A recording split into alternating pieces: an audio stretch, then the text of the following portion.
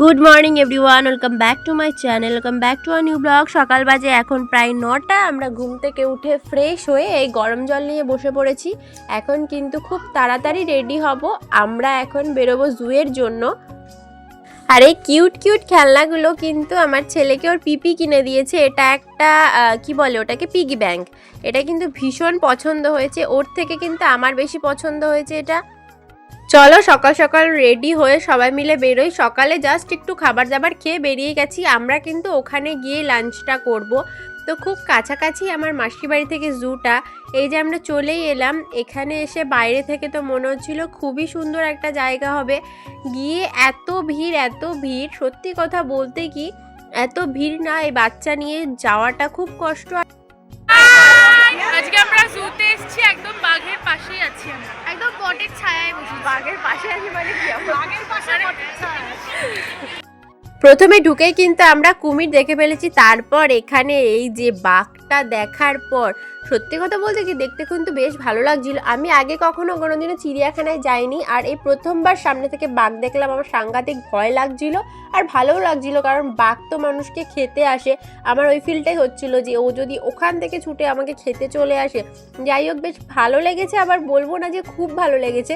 প্রথমবার যাওয়ার পরে আমার মনে হয়েছে যে না, দ্বিতীয়বার ওখানে আর মানে যেতে ইচ্ছে করবে। চারিদিকটা এত অপরিষ্কার, এত মানে ধুলো, সত্যি কথা বলতে একদমই আমার মানে অত ভালো লাগেনি।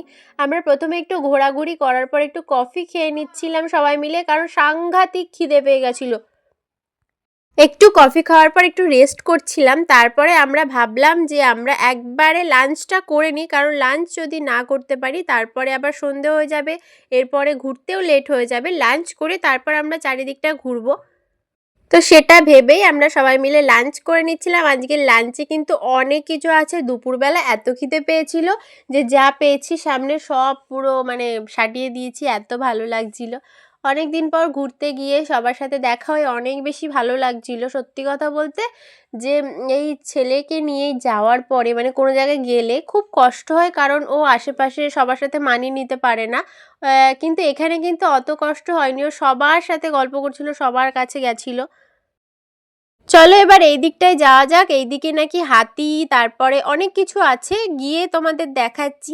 মাঝখানে যেতে যেতে কিন্তু আইসক্রিমও পেয়ে গেছি। একটু পেটটা ঠান্ডা করে নিলাম, কারণ ওখানে যে শীতকাল সেটাই মানে বোঝা যাচ্ছিল না, এত বেশি গরম লাগছিল।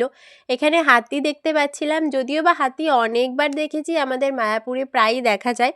তো আজকের ভিডিওটা এইটুকুই। ভালো লাগলে please do like, comment, share. আর খুব বেশি বকবক করবো না, কারণ সারা গায়ে ধুলো, সারা গায়ে ময়লা, এত বেশি গরম লাগছিল, মানে শীতকাল সেটা তো ভুলেই গেছিলাম।